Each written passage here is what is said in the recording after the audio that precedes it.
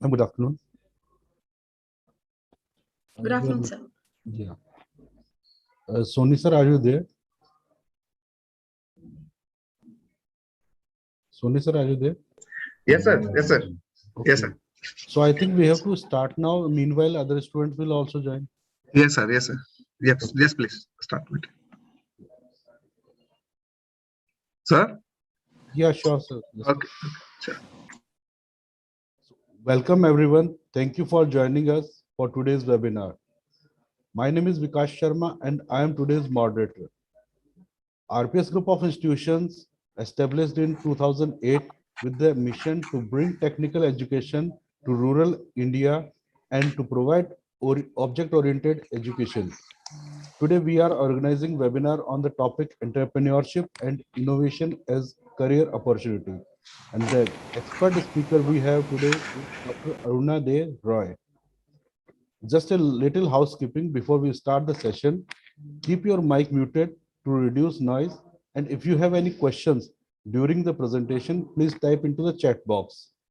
We have time for question and answer session in the end of presentation.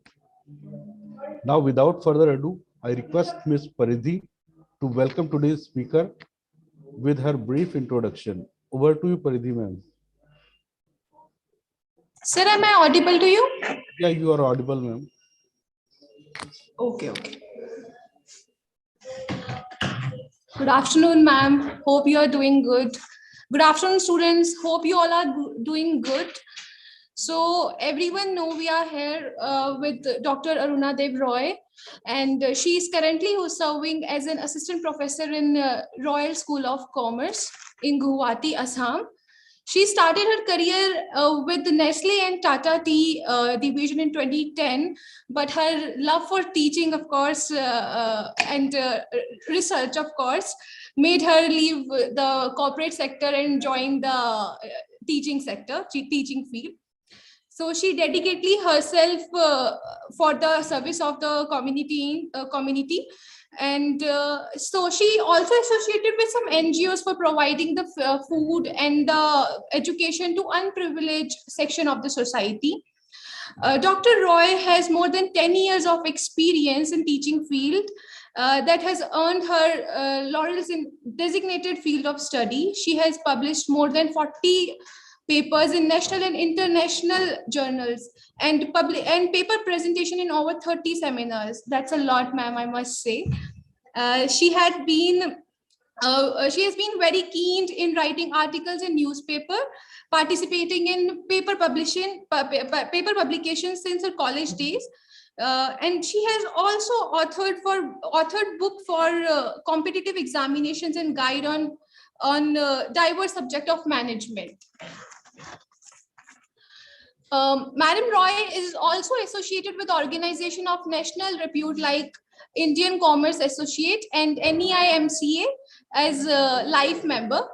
A part of teaching, she is currently engaged with development of entrepreneurship as she's a certified advanced level innovation ambassador. And she also promotes education initiatives among unprivileged section of the society. So now for recent, I must say she has also been selected as a mentor of change. Okay, congratulations, ma'am, for this. And under the banner of Government of India, Niti Aayog and Atal Innovation Mission to inculcate innovation amongst individuals from grassroots level.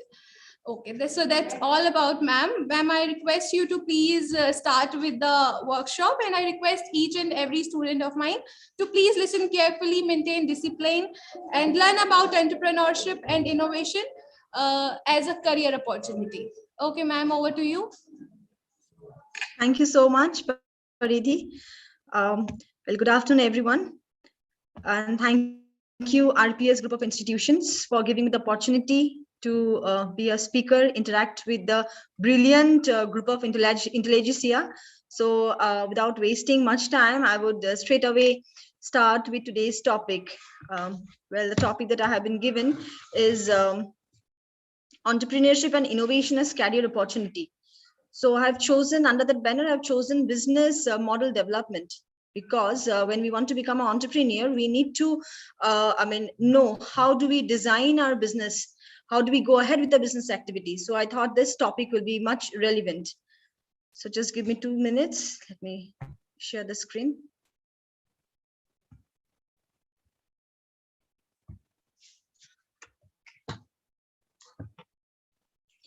Yes. Yeah, perfect. Sir, it is visible. The screen It's is visible. Okay. So let me start. Well, first we need to know that what are the different characteristics that entrepreneurs should possess. Now, the first one is hardworking. Hardworking, like the willingness to work hard, it distinguishes a successful entrepreneur from an unsuccessful one. Now, here I can cite the example of the pawn shop owners and the vegetable sellers.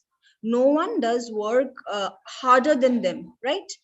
I mean, morning at 6 o'clock, you'll find that the shop is open. At night, 11 o'clock, you'll find the shop is open. But then there should be a correct strategy in doing that.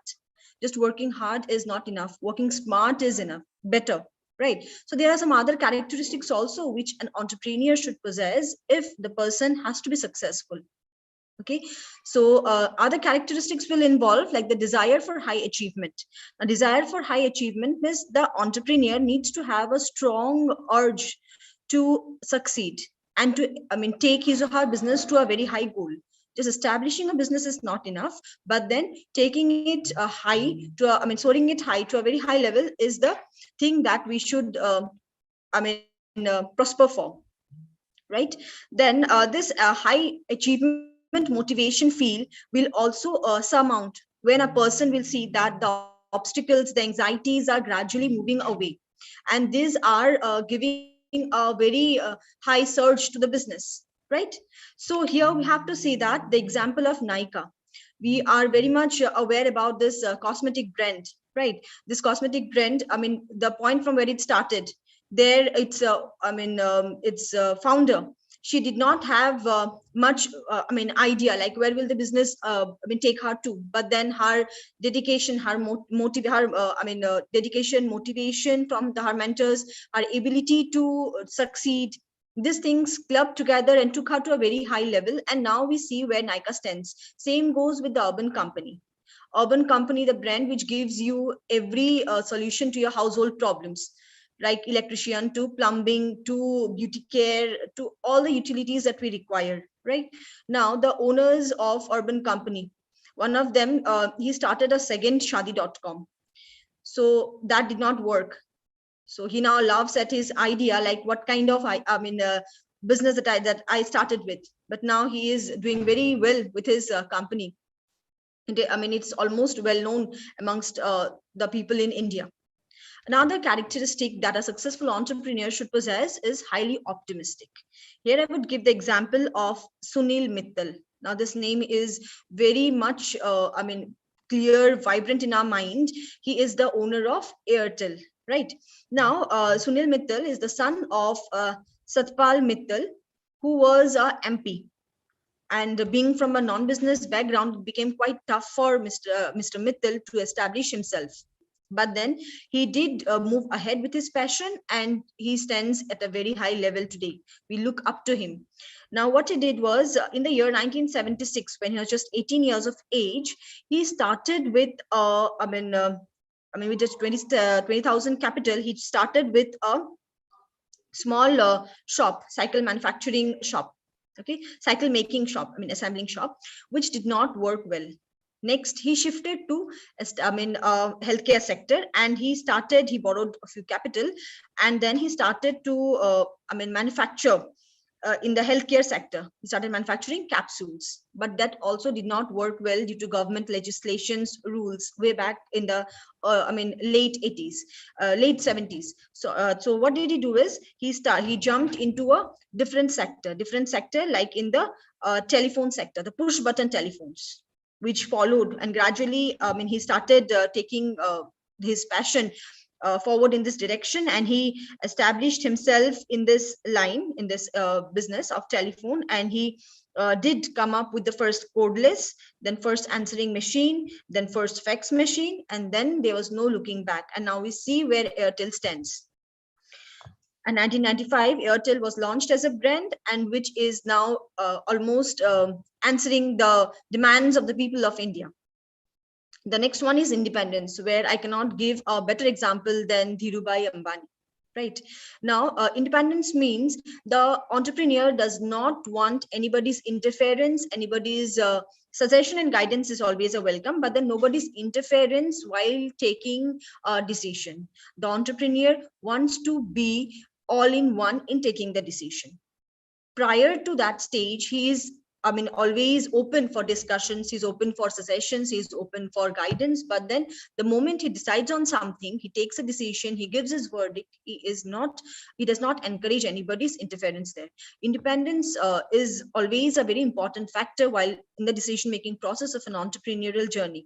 The reason is that you think, you have a vision, you think in some direction, and then you go ahead, right? So when you do so, you are trying to give a new look, a new or take your business to a new to a new step. So here somebody else's vision might collide with you, and which may not be so suitable, so you may not welcome a very welcome somebody else's interference.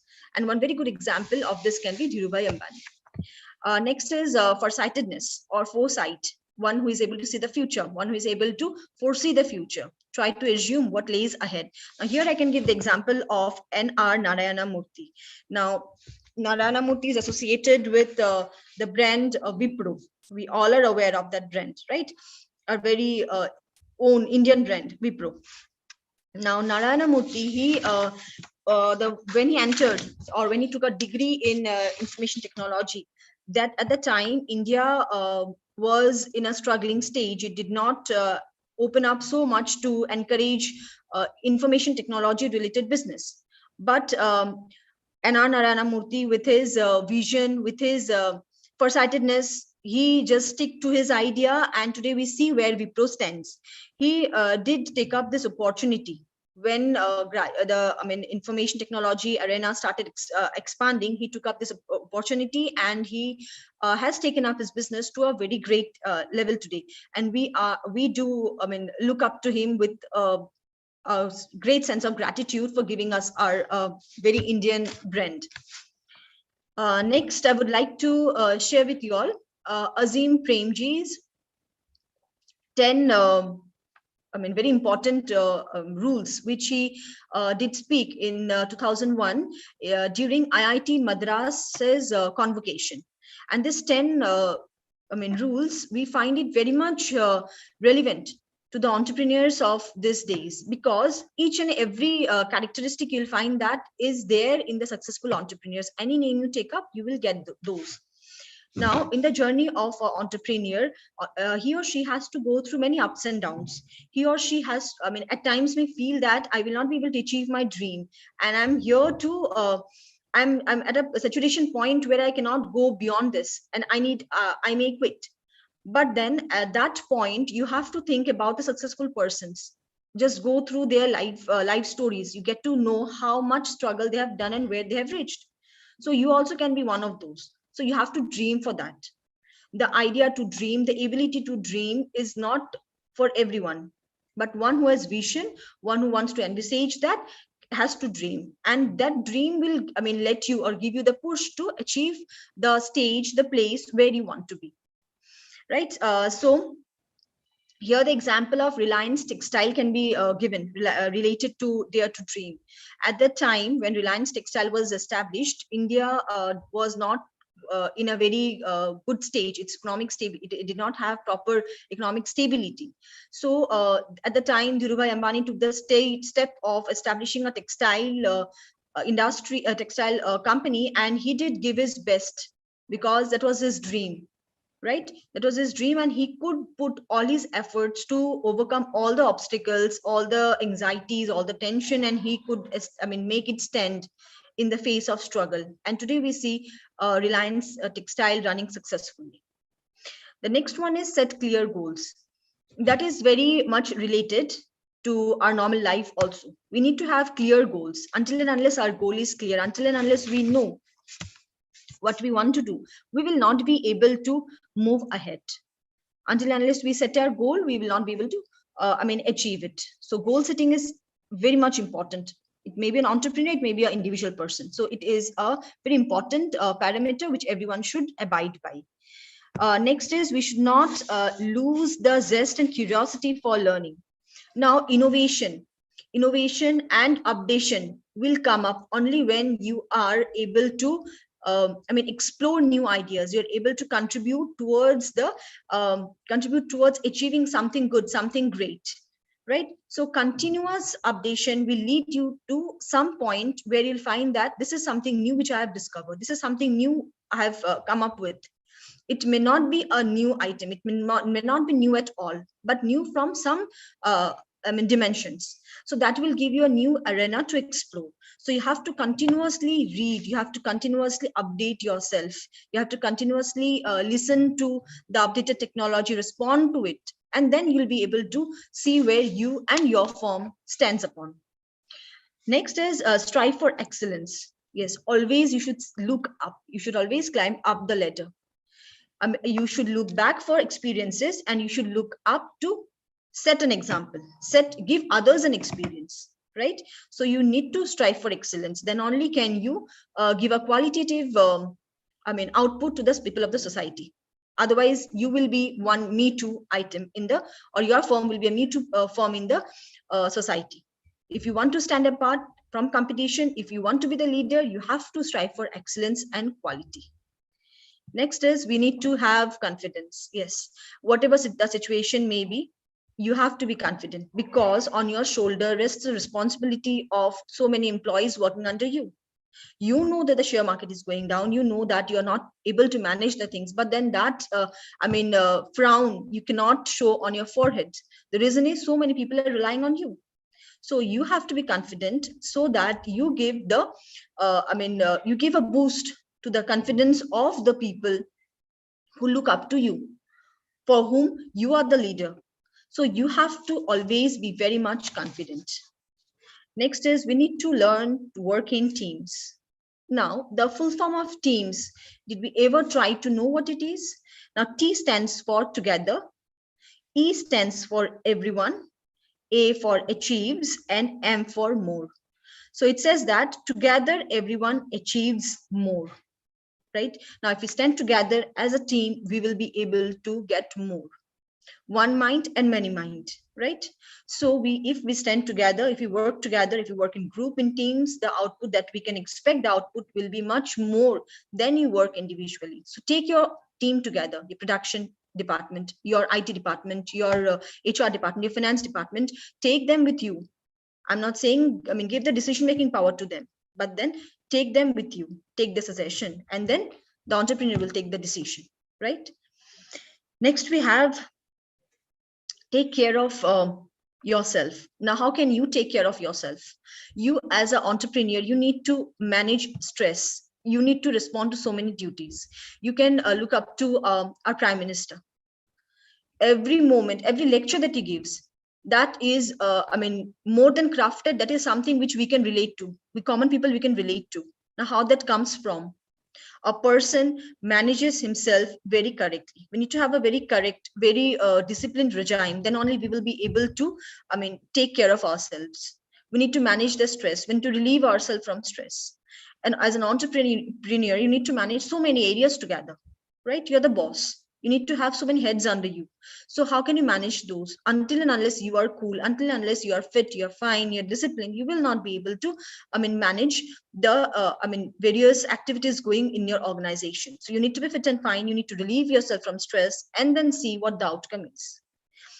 The eighth one is persevere or perseverance. Here I would like to cite the example of an author, creative author. Her name is Miss Fanny Hurst. She wrote a story for 37 times, 37 different stories.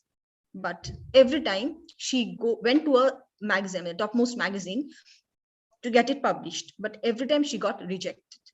On her 38th time, with a new story, she went there to the magazine house, and it was so successful that not only she is able to earn royalty on that, a play was being made, and she was made famous just of that, because of that story. She never left pursuing her dream. She never left trying for the next level. How many times can you deny me? I will try to upgrade my standard. I'll try to strive for excellence. I'll try to show my perseverance, and that perseverance made her won the world, won people's heart. Right, on the 38th time she succeeded, and she she is famous till date. She's no more. She expired in 1968. So till date she is known only for that play. Right, and this perseverance which she has shown, you can read any successful entrepreneur's characteristics, you'll find this, and the same example is there, because it is the best example till date that we can cite. Next, we have a broader social vision. Here, let us talk about Dr. Karsan Bhai Patel of Nirma. Nirma is a very household item, our very own detergent brand, Nirma. They have, expanded their idea, their vision, and they have, tried to explore various areas. One amongst those is imparting education. Right, and they have done it very well. So when they started with, when Karsan Bhai Patel started with the detergent powder, Nirma did not go where he did not know where he's going to, where he's heading to. But then his ability to do something, his wish to do something for the society, his enlarged vision made him, take up a very important responsibility of the society, which is imparting education, and he is successfully doing it. You must be aware about the Nirma, Nirma's educational initiatives, establishing brands, educational brands, colleges, etc. Next, the last one that we have here is never let success go to your head. It should not, walk over your head and make you feel that, yes, this is the maximum point I want to achieve. The sky should be a limit. We should try to take inspiration from Subhash Chandra, who established Zee Television, who came to Mumbai with just rupees 17, and today he is the owner of 20,000 crore rupees business. And he is still down to earth, the same person that he was when you can watch his interviews in YouTube, get to know his journey. You'll be able to feel, his journey, and you will be able to understand how much grounded the person is. So this thing should be very much clear in our mind, that whatever we are doing, in whichever way we go, we need to be grounded to our place. We need to bow down to collect important things and to respond to the needs of the people, needs of the society. Right? Now, these two slides which I spoke of, just being an entrepreneur is not enough, but bearing the essential characteristics is also enough. You can design a business model, a business plan, but then for that you need to have some characteristics. So I tried to relate these 2 points with the next slide that I'll be starting with is the business model conceptualization. So let me first start with what is a business model. Like business plan is something which is wide, which takes into account many different aspects in it. But business model, it specifically concentrates on earning, on making the business earn profit and concentrate on its core strategy. Now, here in case of companies' strategy for profit making, the business model is a blueprint, and this blueprint says how does a company work in translating the strategic issues that it faces in such a way that it is able to position its goals and its vision, right, into a conceptual model, the blueprint model. And this blueprint model will explicitly speak about the business's functions. What is the work of the business, how it is working, how it is functioning. Now, this business model, it serves as a basic structure of system which constitutes the various operational activities and the physical form that the business will take up. So in nutshell, business model is a blueprint of how the company will operate. Now, talking about the levers of business model, there are 2 levers. One is pricing and the other one is cost. Now, business models, they generally include information of products or services that the business is into. Now, the information of the product will be like how much to sell, where to sell, which is our target audience, which is our target market, how much profit do we anticipate, what are the contingent plans for us that we need to explore, those things, or what are the anticipated expenses of the firm, those things we should concentrate on. Now, here, the two levers of business model through which we can evaluate the viability of a model. To what extent will this model stand in the face of uncertainty? This is what we need to concentrate on. And these two parameters, pricing and cost, they help us to give us a better picture of how the organization's model, business model, will stand apart from our competitors in the face of uncertainty. Now, there are different types of business model that we can refer to. Right. So we will discuss in length about it in the upcoming slides. But then just giving a brief introduction about it. Business model is a high-level plan and which helps the company to achieve profitable position or to do away with the losses and establish itself in a specific marketplace. The primary component that a business model should possess is that the business model should have value proposition. Value proposition means the main aspect why a business stands here today. What is the principle of the business? Now here, the description about its goods and services or the product that the company offers, these things the clients want to know.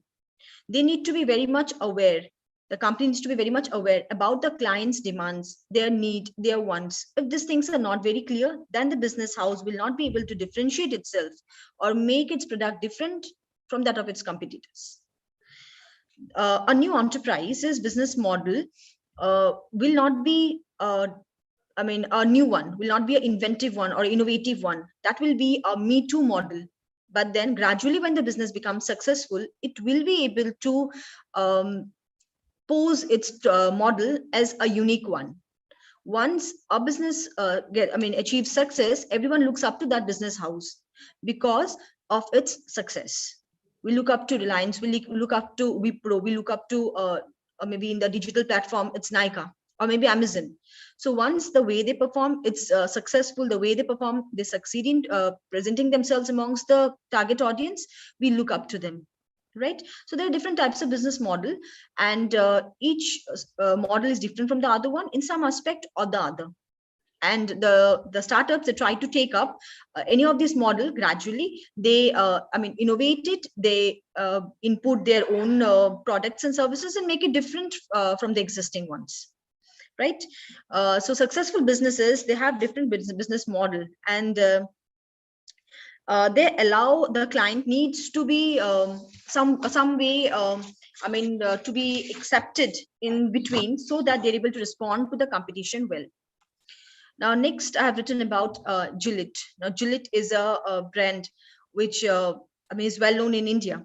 Every male must be aware of that, and every female must have studied it as a part of the strategy that we're going to discuss now.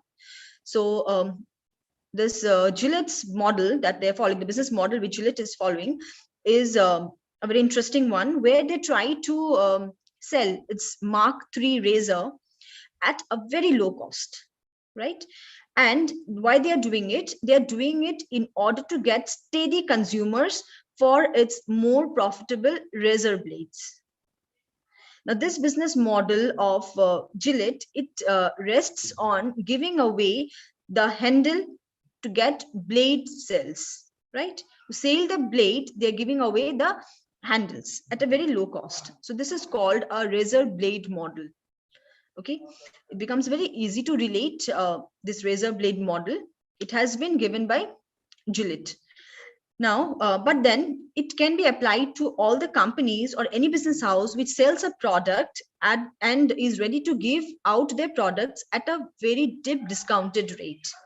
Because if they are having setting a very high price, they will not be able to follow this particular model which Gillette company has taken up. Next, the criticism of business model. Now here, this particular model, this particular criticism, which I'm going to discuss, was said by Joan Margareta, the editor of Harvard Business Review, HBR, which we are aware of. So the research journal. Now they have, this particular lady of the journal, she came up with a criticism, and what she said was that two critical factors exists in measuring a business model. And she suggests that when a business model does not work, okay, it's because two reasons are there. The story doesn't make sense. The story does not make sense, or she states that the numbers just don't add up to a very profitable one. That means the product which you're selling, you're not placing it properly. First thing, the strategy which you have taken up is wrong. And second thing is that the profit that you're making is not correct, is not able to sustain your business. This may be the two reasons which she cited. She gave the perfect example of the airline industry, where the airline industry was working on a hub and spoke model, where the airline companies, they were trying to cover too many stoppages and try to utilize the maximum vacant position of the aeroplane. But then this model failed after the very small this airline companies, they came up and they tried to touch only the small airports, and they tried to operate with half capacity. So, and they were attaining a good amount of, getting a good amount of profit also. The reason is that people do not like to wait. People do not have so much of patience. So how many of you do take up a connecting flight? This connecting flight concept, was a drawback. And the small players, they tried to play on this and they took the leverage out of it. So airline industry becomes a very good example.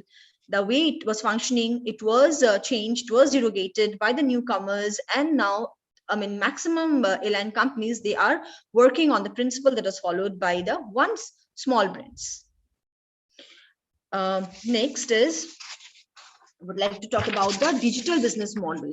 This digital business model here, it speaks about the business houses which which is operating on the in the digital mode, and the model that they are following. Here the example of Amazon comes up, eBay comes up, OLX comes up, Nykaa comes up. Now how they are working, each of them, they have their own way of functioning. Each of them, they have a different way of operating.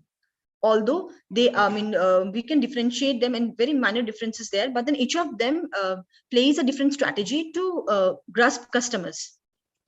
So here, customer benefits using digital technologies, is a very important thing. We need to leverage on the customers, and what kind of benefit do we give to them? So digital business model, it spans to the disciplines of information system, marketing, and entrepreneurship. It is a mix and match of these three things. Despite the growing research in the area of entrepreneurship, in the area of business model, there lacks a proper understanding on how the concept of digital business model should work. Right? All the entrepreneurs, they typically try to give some specific critical components, but they were not very much successful in exploring the idea. And somehow it has been found that the critical features where there was a mix and match, or where there was a problem, were like transaction matching, then marketing and back office components, and the simplicity in terms of value proposition. If customers do not get value for the product or value for the item which they will purchase, they will oppose it. They will not accept it. There will be no repurchase. There will be no return sales. So these aspects should be very clear with the online sellers. When you're taking up mode of operating through digital mode, this is a very important thing we need to keep in mind, that is value proposition to the target customer groups. Next, this is what will help you to conceptualize the idea and give utility to both the parties. The next thing that we have is patent. Now, patent is a buzzword now. We have heard it in a very great way. Even this is a workshop organized by IIC. It is also playing a great role in invoking the ideas amongst the youngsters. Right? Now, we all want to patent our work, but then our patent has to be something different. Our work has to be something different if we want to patent it. Now, we can patent our designs, we can patent our business model, our strategies. Now, for that, we need to be something different, something, innovative, something which is there, but then the way that we are doing it, is different. If we have that quality, if you have that capability, we can move forward with patenting. And business model, if you develop a model which is something new, something different, then in that case you can also go ahead with patenting, right? So maybe I'm not the right person to speak on patent, but then just I wanted to touch this point so that we are able to understand its importance in business model also. Next is, while we talk about business model development, then what are the different things that entrepreneur would like to answer? Different things will be like, how much does it cost to maintain a project? Now here in this point, I would like to say that a company produces a good or a service and sells it to the customers, right? Now, if all goes well, then the revenue from the sales will exceed the cost of operation, the running cost, the operating cost that you're incurring. Now, the company realizes a good amount of profit after that. Okay, so if we are able to work on this model, then we will be able to integrate the actual model which is being taken care of. And other models that are there, those can be a very good example. Those can be very good example, but then we need to concentrate on whichever model we take up. We need to see that we are able to, the expenses that we make, we're able to get good revenue out of it. This is the prime thing that we need to focus on. Prime and the first thing that we need to focus. The next thing is the project feasible? Okay, now we need to know about the feasibility of the project. Now when we talk about feasibility, it is a financial feasibility, it is technical feasibility. If the technical feasibility and financial feasibility, Pankaj sir, was there anything? Pankaj sir? Ma'am, Yes, sir. actually, I was. Sir, if you have any question, we will take in the end of session. Okay, sir. Okay.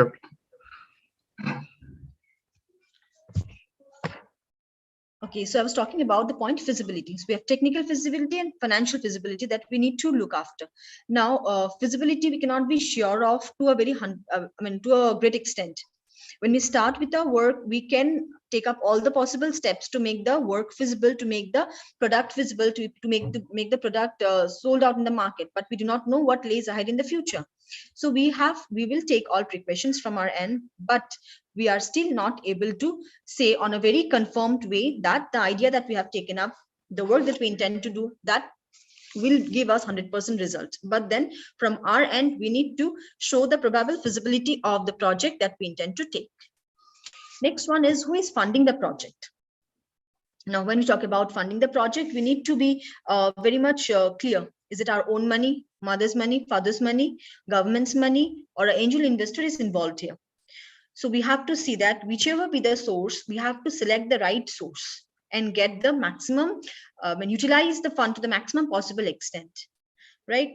We all are watching Shark Tanks now. I don't know whether students are watching or not. Shark Tank, it is upcoming, idea where Shark Tanks means the angel investors who give funding to the startups. Now that is also a very good idea, but you must have seen the bargaining that takes place there in regards to the equity, in regards to the share percentage.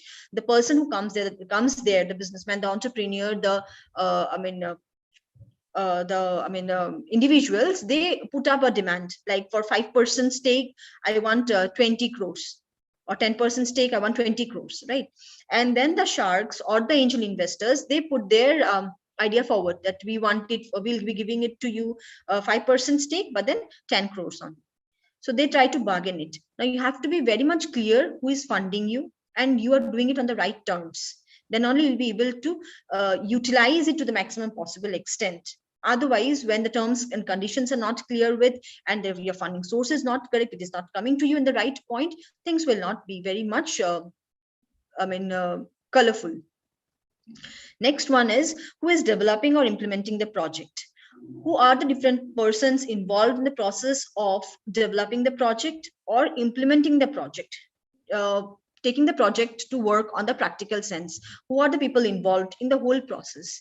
That also makes a point. What is your credibility? I'm not saying you need to be a very experienced person, but then what is your credibility? What different you have than others? How well you're able to place yourself? These things should be very much clear while you want to pitch a model. Next one is who is paying for the project. Who is paying for the project? It's like how much, who is deciding how much to invest and in which activity. Where would you invest the more? In the initial stage, in your company's life cycle, introduction stage, you'll invest more. Then in which aspect should you need to invest more? In the growth stage, where do you need to focus more? In the maturity stage, where would you like to go forward with? And then finally the decline. So what are your focus areas? Where should you give your concentration on? These things needs to be clear with, or needs to be delivered in the right direction. Otherwise you will be stuck at a point of time where you will not be able to come back well. You'll not bounce back well. So you need to be very much clear with your ideas, your ideologies, like how you're doing it and where your focus is. Next is, what are the payment terms? Payment terms, it involves, like if you've taken money from the bank, if you've taken money from the government, what they tell you, that no repay or no interest to be given in the first 2, 4, 5 years, and then after 5th year you have to pay some interest. Or once your company starts earning this much amount of money, you need to start giving us back the interest or the capital money or the seed money, whatever. So what are the terms and conditions? You need to keep that very much clear in your mind.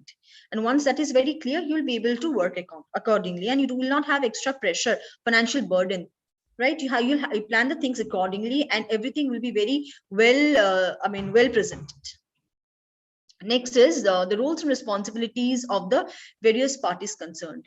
While you pitch a business plan, business idea, business model, different parties are involved there, different people are involved there. Now, all these parties who are involved there, they have their own, role to play. They bear their own responsibility. Now, this role and responsibility which they are given, or which they are playing, maybe by themselves, they need to be very clear with it, and they need to be very much dutiful towards it, so that the whole project comes up to be a very successful one.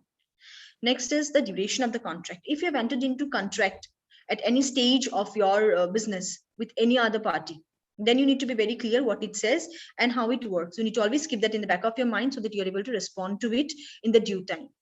Otherwise, it will become a burden for you if you're not very clear with the idea and not very clear with the terms of the contract. Okay, so next, the approaches of business model. The first approach is the business case analysis. Okay, now business case analysis, or BCA, it speaks about assessing the needs of the stakeholders of the various parties who are interested in our business. Now we need to analyze about the need of the project, analyze the need of our stakeholders.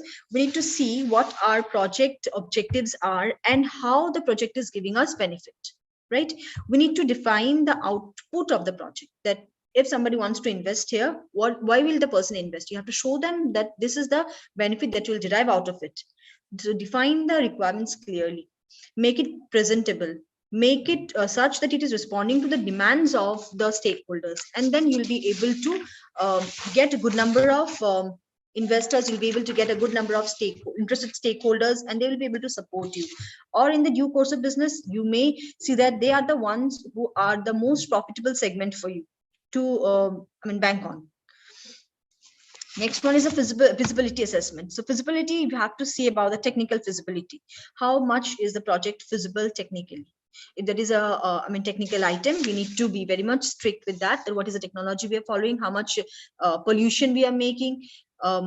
Is it environment friendly or not? Is the particular item as per the updated demands of the various regulatory bodies, regulatory agencies? Can it be certified in the due process? So these things should be taken care of very clearly. And the other one is the financial feasibility. Now, financial feasibility is that how much return we are investing and how much will we get. And for that, we need to take, in this stage, we need to take the help of commerce people, finance people. They are the one who will be able to guide us better. They'll be using capital budgeting techniques of net present value, internal rate of return, IR, etc. And they will give us the right calculation. Like if we invest a certain amount of money today, what will be its value after 1 year, 2 year, or 5 year? So they can help us to assess or give us a better idea how the money will be working, how the finance will be working. Is it feasible to go ahead with the project or no? Next one is identifying financing options for the project. Now, there are different kinds of finance. It can be public finance, it can be private finance, or it can be project finance. Now, which one will be the best one for us? For that, we need to know what is public finance. Public finance means government sponsored projects, through budgetary successors. Examples can be loans, subsidies, grants.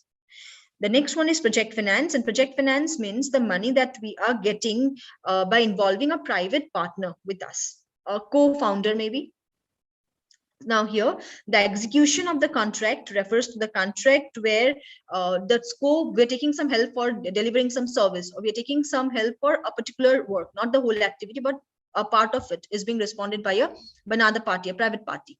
Maybe a government project, but then a part of it is being responded to by a private party. That becomes again public-private partnership. So we need to see what kind of finance we are involving, which kind of option do we want to select. Last one is the project finance, and project finance means here projects, we take the money for funding or for working on projects, maybe projects of coming up with bridges or with roads, etc., or some design related item or some intensive projects. Here we take the funding to complete that temporary activity, and the temporary activity will be responded to with the help of this finance, which may come from public or which may come from private also, or maybe a public private conjunction also. It depends which one will be suitable for our particular project or particular idea that we want to pitch. Accordingly, we will choose the source of finance or the option that is available with us. The next one is identifying suitable business model. Here again, conventional model is there, traditional model where it is only one party business. It may be railways, only it's looked after by the government, or it was airlines long back now, or maybe some public private mode which is coming up now. It can be only private. So whichever mode, whichever way suitable for your business, for a business model, you can choose that up and make it work. The next one is risk assessment and mitigation. Now, risk assessment is a very important thing. Here we need to see that the risk that is involved in doing the particular business activity, that can be minimized with the help of the cushion fund that we have, because we cannot carry on our business without the presence of risk. Risk is inevitable. It is something which will be present. Now, to minimize the risk, we can take up steps. We can take up different ways through which we are able to understand our allocation of funds properly, and we are able to manage it. Otherwise, it will be difficult for us to mitigate the problem. Our contingent plans should be always ready with us if we want to mitigate the risk. And assessment of risk, the assumption can be done anytime, but then the actual assessment can be done only when we face the risk, right? And so for that, mitigation plan or contingent plan should always be ready with us. Right. The next one is define implementation approach. Now, all these steps we have covered, all these things we have come to know, but then the last one is how do you actually take it to the practical field? Now, while we have to take it to the practical field, we have to implement it in the right way. We have to convert the paper plan into practical world in the best possible way. Otherwise, we will be, lagging behind in the competition. We will not be able to work in a coordinated way. So for implementation process, we need to have a steering committee, a structural committee, which will guide us to properly implement it. And this committee can have people, experienced people, can have people having much of skill in the idea that we want to implement. Those people will be the most beneficial people to convert the paper idea into deliverables. And we need to bank upon them. Otherwise, we may not get desirable results in the future. Okay, these are some examples of business model. The first one, razor and blade model, I did already discuss about. I get the example of Gillette, and the others are like cheap chic business model. Here it means that IKEA, we must have heard about. What they do is they assemble the furniture, they pack it flat in very small packages, and they send it to us at our place in our home, and then we can join it the way instructions are given, and we can make a proper furniture out of it, right? So this is a model which is working very good. IKEA, with this idea, they have tried to enter into many different segments. Their presence can be viewed in many different, sectors. They are in restaurant business. They are here in home furnishings and all. They are trying to give us show us a model, give us a work through which we are able to get access to some things or some designs which were not possible before. It is due to IKEA's presence or their model that we are able to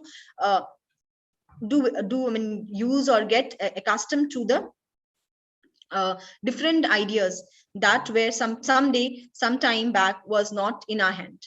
Next is we need to have the proper usage of innovation and technology. If that is not there in our business model, we will not be able to come up with a very durable model. We need to keep on changing our ideas, keep on changing our strategies. We will not be able to get a good result. Short-term strategies needs to be, will be taken up by the firm, and in the long term or long run, you'll see that the firm is not doing very good and the firm is getting washed away. So entrepreneur has to be very much clear with the use of technology and innovation. Right mix should be there. The next thing which I'm saying is about Facebook. The model which they are following is revenue model. Right now, what is written is clear to you. I think I don't need to read it. So the best example is Facebook following the revenue model. So there are 18 models altogether, and each of the model is being given here with the help of example. So the first one that I would like to discuss is subscription business model, which is followed by Netflix. We all are aware what is Netflix and what they do. Here, the customers, they have to pay a fixed amount of money, and they are given access to programs and modules, which is being designed by the company for the target group. Different types of programs are there. Whichever you like, whichever you want to get access to, you need to pay for that and use it. This is the easiest and the best model that Netflix chose, and they're working on it. They are banking on it. They are having a good business here in our country. We all are aware of Netflix now and the contribution that they have made. Next is the freemium business model. The freemium business model, it means that free and premium clubbed together, it forms this particular model. It offers two types of services to the customers. One is free service, first thing, and the second thing is paid service. How? The free service users, they have limited access to basic features. You all must have come across Grammarly, right? Where you can take up the service. To some extent, it's free. Beyond that, if you want some premium service, pay karke lena hoga. You cannot do it without paying. कुछ चीजें तो free देते हैं, आप attracted हो जाते हो, and you want some premium services for that, pay it, go ahead, take it, right? Next one is the open source business model. Open source business model, it is like this particular model, it is offered for free. The products of this model, the companies following this model, they offer the products for free, and enterprise version of it is paid. Again, some part of it is free and some you have to go for the premium one, you need to pay it. Now, here in this particular model, how it is different from the premium business model is that this particular model, it is developed keeping in mind the open community of developers. Those developers are part of the independent community.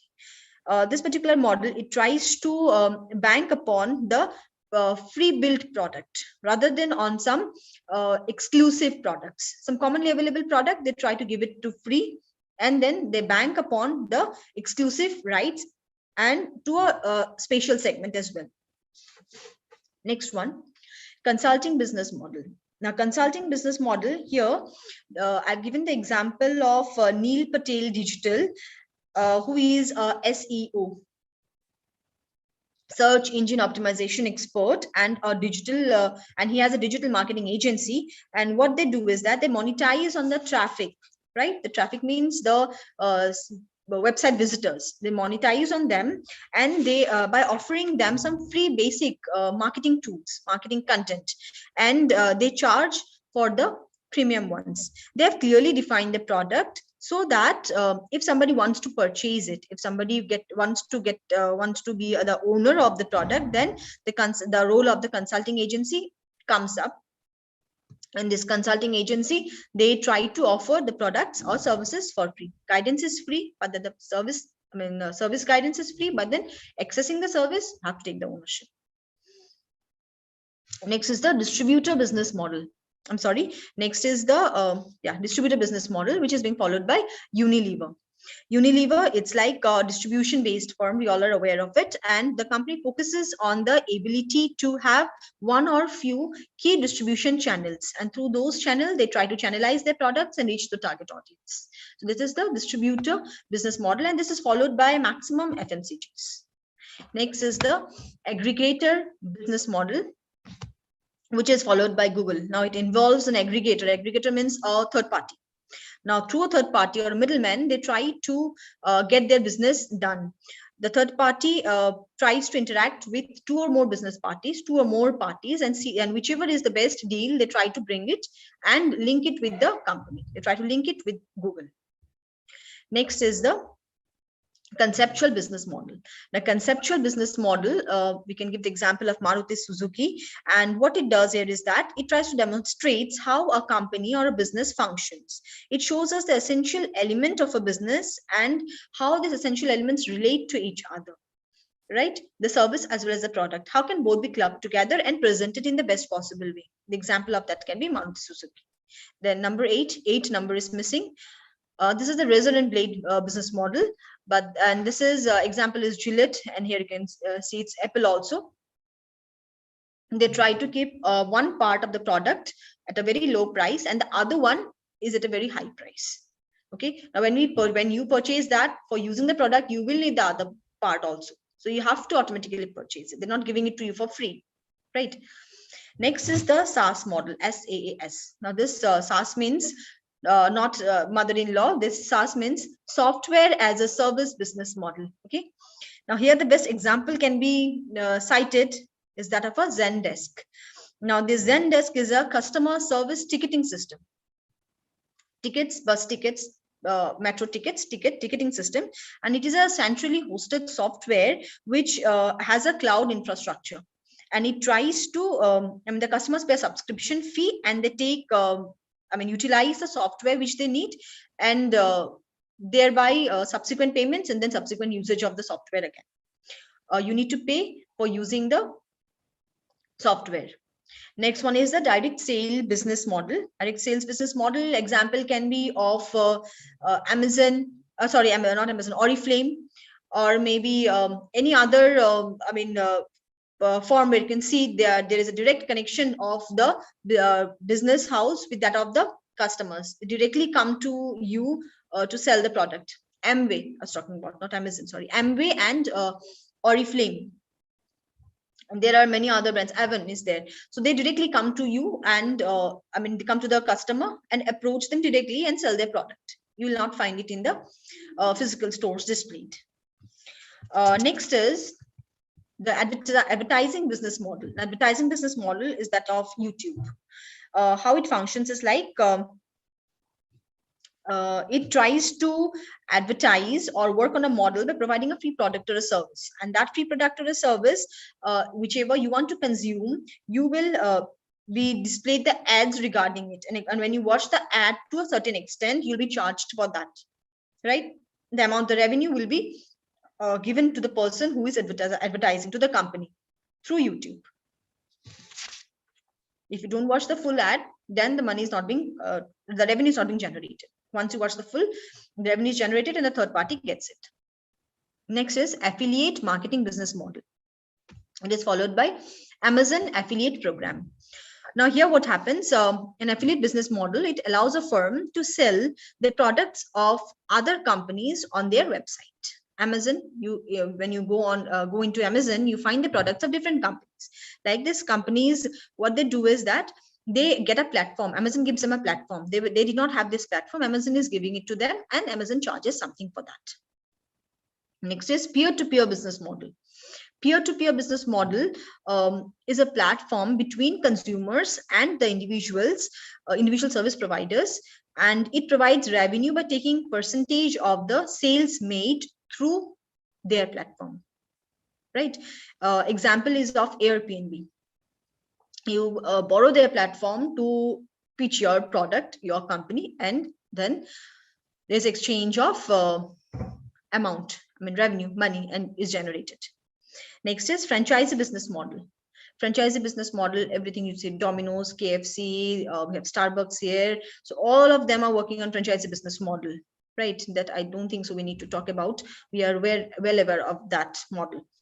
Next one is Amazon business model. Here, Amazon includes online stores, which accounts for 52% of Amazon's revenue in the current date, as well as the physical store locations. Now, it also includes services like site hosting, subscription services, third-party sellers, and advertising revenue. Amazon का पैसा खाली एक ही source से नहीं आ रहा है. Like companies are presenting their products. Amazon is giving them a platform, like we spoke about just now. Amazon market, this one number 12, affiliate marketing business model. Amazon is making money from different other ways also. You want to sell something, you give your product to your story product with Amazon, they'll be getting a bit more percentage, right? As they will be packing a product and sending it. So like that, under the main banner, they are again doing multiple businesses, right? So this is the Amazon business model, which is being named after the model which they, which practice strategies which they're practicing. It has become so famous. Next is the e-commerce business model. This again, e-commerce business model, we can talk about the web stores that are present in the internet, and they are just big companies who have established themselves in the as digital sellers. eBay, OLX, Walmart here also can cite the example of Amazon, but then Amazon is a bit different. वो लोग एक banner के अंदर और 2-4 काम कर रहे हैं. As a result of that, a separate model has been developed. And e-commerce business model, Amazon comes under that also, but then Amazon is having a strategic differentiation because it has few more things to add to it. Next is on-demand business model. On-demand business model is like they talk about access is better than ownership rule, right? The products and the services are easily accessible to the customers. There's no problem in that, and in less time. Okay. Now, on-demand means it means that here you get to take. Access, you have the access to the basic facilities, and over and above, if you need something more, you will be given it when you ask for it, right? Next is the Uber business model. Now here, Uber runs according to the two-sided marketplace business. The company acts as the middleman or a broker. And this middleman or broker, the company, it acts as a broker between the drivers and those who need a ride, right? We book it through the app. So that is the company's app. We book the cab. We have to go, get in touch with the driver. It is through Uber's app that we are getting touch with the driver. So they are the middlemen who are establishing a link between the passenger and the driver. So this is the Uber model. So these were the different models that the successful companies are following. And if we as a startup, we feel that we want to get access to, we want to get access to any of this model, or we feel that our business is at par with with Amazon or Starbucks, our idea is at par with that, we can use any of this model. And gradually in the due course of our business, while we become matured, we will be able to differentiate ourselves. And maybe someday we see a 19th model being established in our name. Okay, so coming to the conclusion, like business models are something which is dynamic. As I said, it's ever changing, it's evolving. As and when you become matured in your business life cycle, you will be able to come up with different ideas, inventions, innovations. You will get access to different things because you know that you no longer want to become a me too business or me too company. You want to become something more than that. You want to present yourself in a better way now. So you will try to evolve. You will try to take out ways to which you become ever present in the market, evergreen in the market. Next is that the important ideas that we need to keep in mind is the timing, then the context in which we are doing the business. What is your area, product, service, FMCG, FMCD, what is it? And then the current market situation. That is very important to respond to. Your business model will depend on that. And lastly, I would like to end it by a quote of Michael Lewis, which says that all it really meant was how you planned to make money. How you planned to make your business, why did you make up the business model? How did you plan to make it work? That is the output that you will get in the form of money. So this is what I had to speak to you all regarding business model. Thank you, everyone.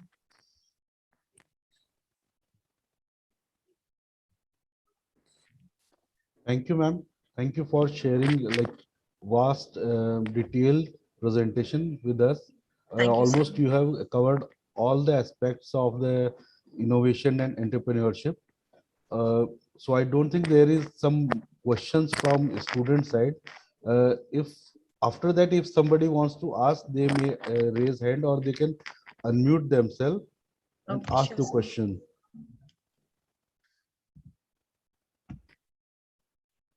Pankaj sir, do you have some?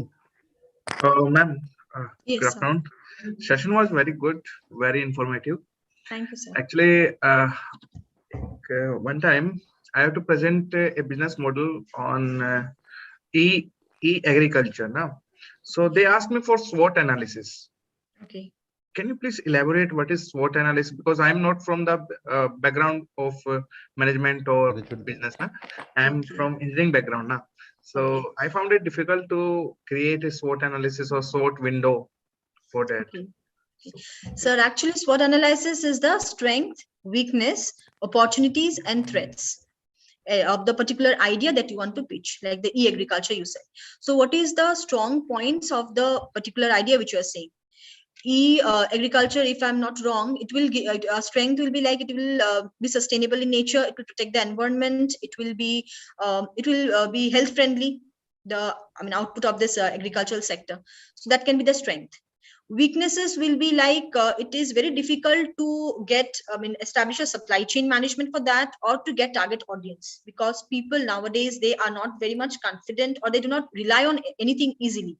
So that can be a point on which we need to work upon, and we need to bank on it. And opportunities will be like, currently the government is supporting us with the 17 SDGs.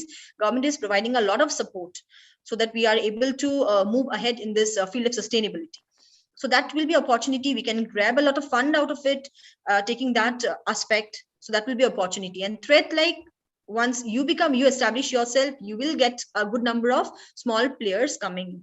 So your cake has to be shared by too many players. So how do you protect yourself and become a differentiator in the market? So SWOT analysis is like presenting your strength, weakness, opportunities, and threats. One more thing, you have shared 18 business model now. So if suppose I have to go in the agriculture marketing product now, so which model should I have to prefer?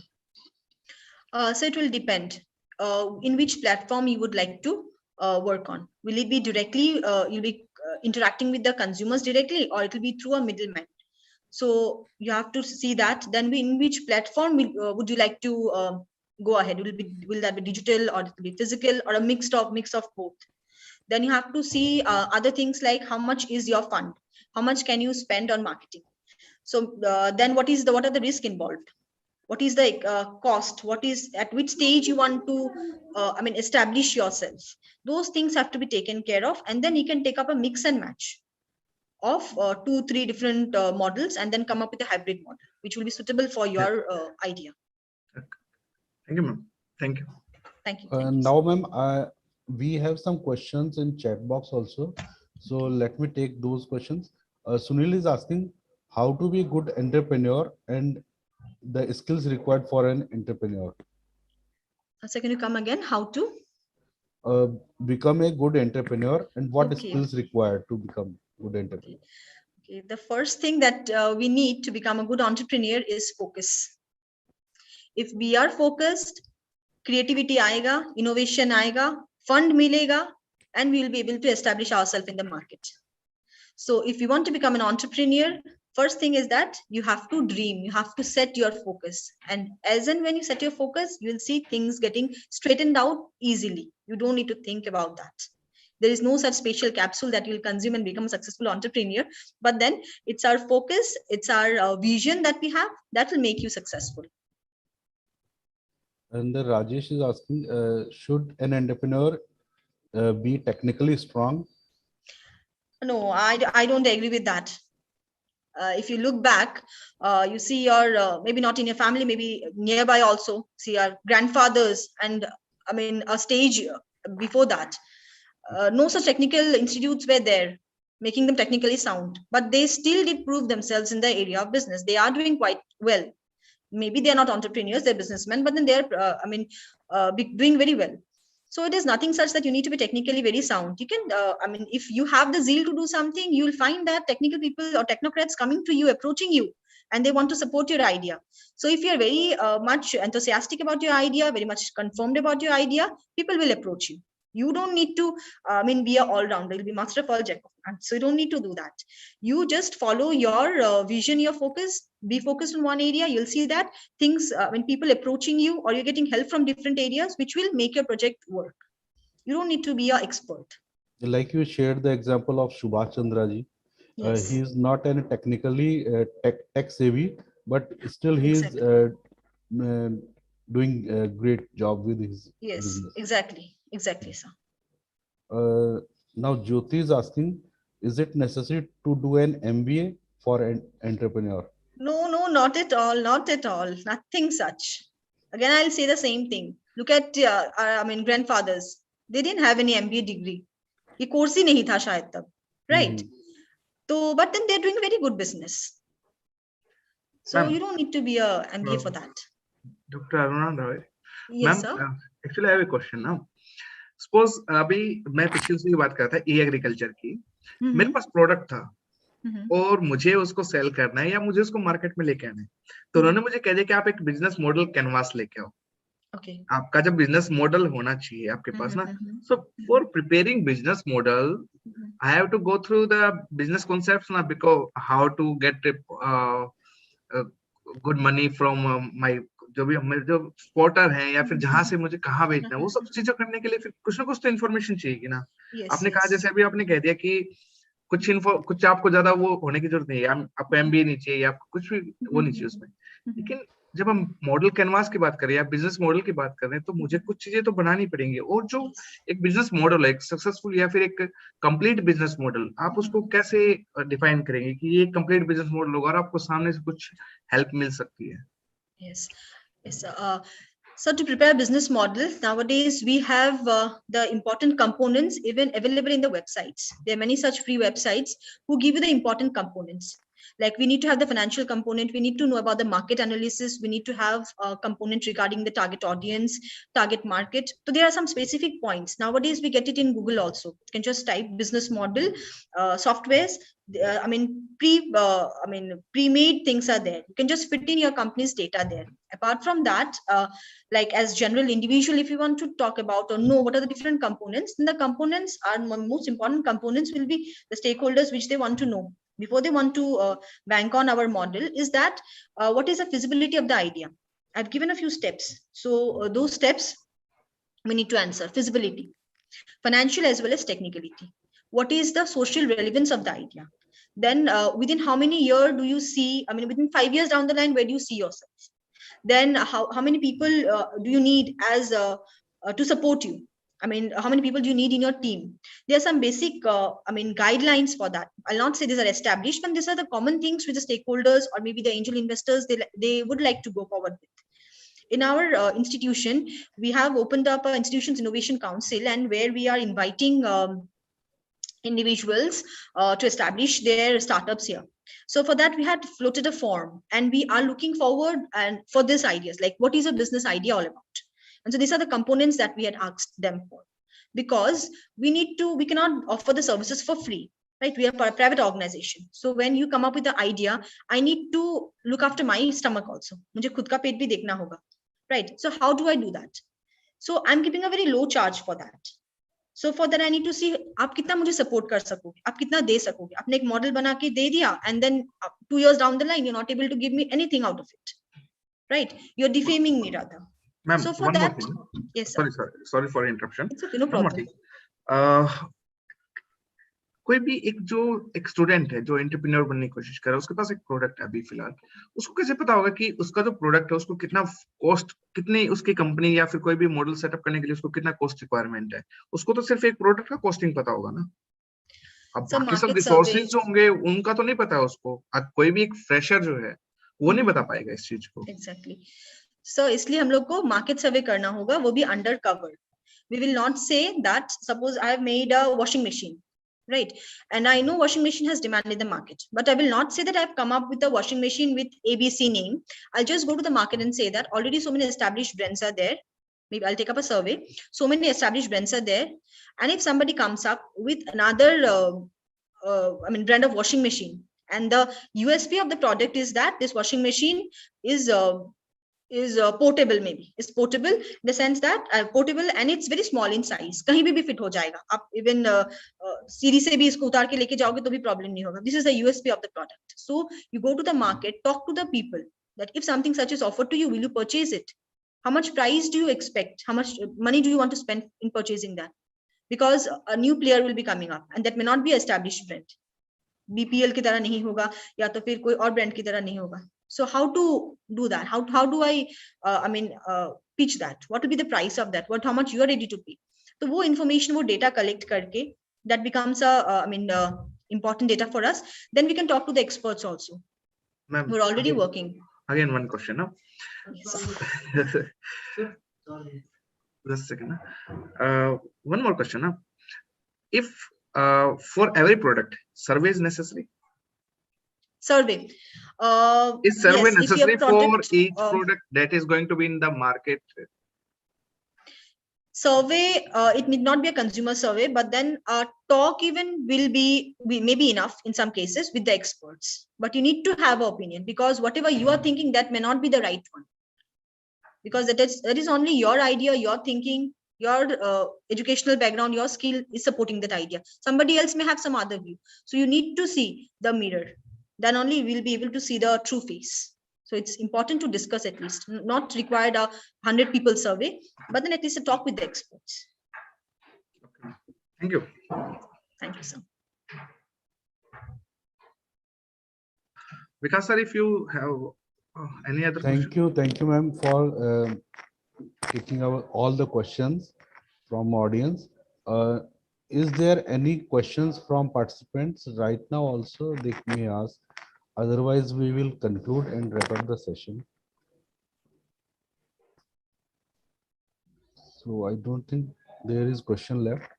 So it's time to wrap up the session. Thank you, ma'am, for delivering such a beautiful presentation and sharing your valuable time with us. And I also thank to all the participants for being with us.